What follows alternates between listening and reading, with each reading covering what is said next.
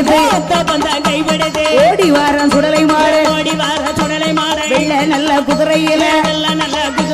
வேகமாக வருவாரா தாயாருக்கு தண்டியலா தனக்கு வெள்ளை குதிரைகளா அண்ணனால அண்டனல முண்ட சுவாமி முண்ட சுவாமி ஆண்டவன் ஆண்டவன் சுடலை மாடு